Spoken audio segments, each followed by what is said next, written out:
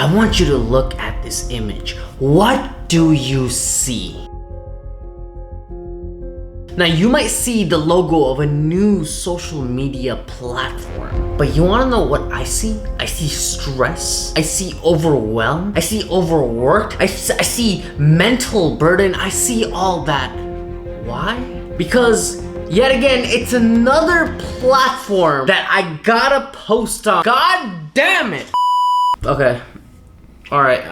Sorry about that. Alright. But here's the thing. Will Threads be the next new hype that we all jump on and it becomes one of the big 4 social media giants of the world? Or will it just simply sizzle off, kind of like, remember the app Clubhouse? It was hype, but then where is it at nowadays? Will it become like Clubhouse? Well, here are some of my complete unfiltered thoughts when it comes to Threads. First, I don't think that Threads will be replacing Twitter. Why? Because, well, think about it. Threads right now at least feels like, hey, what are my friends saying? That kind of app.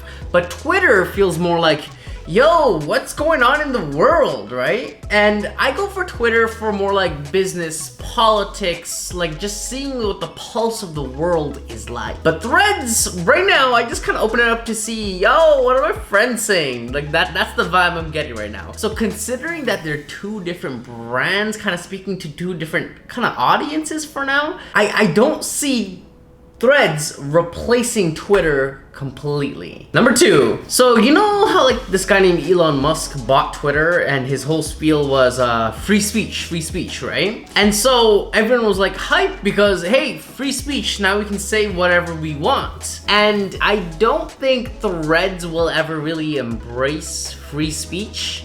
And because of that, I think there's a large audience that really enjoys Twitter purely for the free speech aspect. And considering Threads will never, in my opinion, not embrace free speech, I think that audience that wants free speech will still be staying with Twitter. Alright, so number 3 is this. Right now, as of the recording of this video, we are so fixed on how many users this new application got. Oh, 10 million users, 20 million users. Somebody's like, oh, it's gonna cross 100 million users, right? Everyone's excited about this adoption of this new social media platform because it's pretty rare that a new social media platform gets launched. But here's what people aren't really talking about. The success of a social media platform, in my opinion, isn't dictated by how many people sign up for it. I think it's actually more dictated by how many people sign up, yes, but also engage with it and how long they engage with it. So if people sign up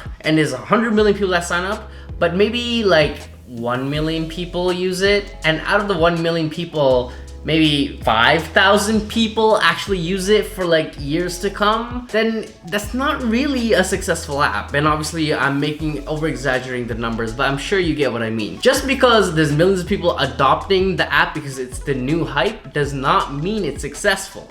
What really determines the success of an app, in my personal opinion, is how much people engage on that app and for how long. But I'll tell you though, on the flip side, this is my personal thing, okay? This is my limiting beliefs right now that I'm gonna be talking to you about. I didn't really post a lot on Twitter, though I like scrolling Twitter, and that's mainly for 2 reasons. First, if I post on Twitter, I have no followers, and so I'm kind of building something from the ground up, and that seems like a lot of work for me. So I was like, why bother posting things? And on top of that, again, this is me and my limiting beliefs right now, I feel like an imposter when I'm on Twitter. I feel like there's just so much smart people, at least based on my feed when I see, that who am I to post something on Twitter?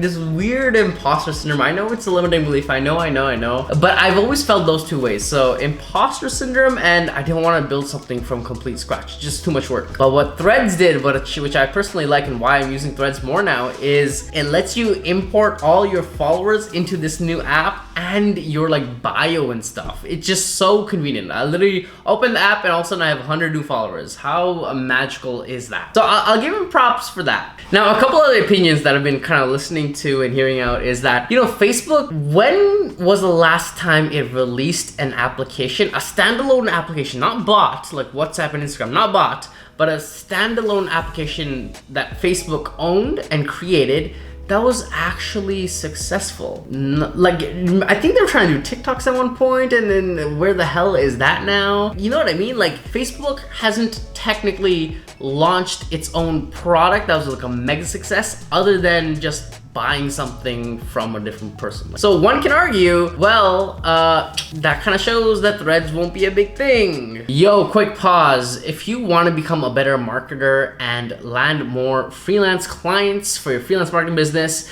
subscribe to my newsletter down below in the description of this video, where every week I share an insightful marketing tactic and lead generation advice that'll help you get more clients and help you become a better marketer. So subscribe to it down below in the description of this video. Back to the video. And so, like, with that being said, if Threads does want to be a big thing and wants to get me to use it way more often, here are a few things I would love to see. First is a desktop version of the app. I personally love writing, but I like writing on my computer and not on this shit all the time, right? That's just me. So get a desktop app, y'all, and I'm pretty sure they're gonna do it soon. Second is I'd love to see like a home feed where it's other people's posts except the ones that I'm following, just to see like what is out there, what's going on, kind of like that feeling I get from Twitter where I get a pulse of like what the world is saying.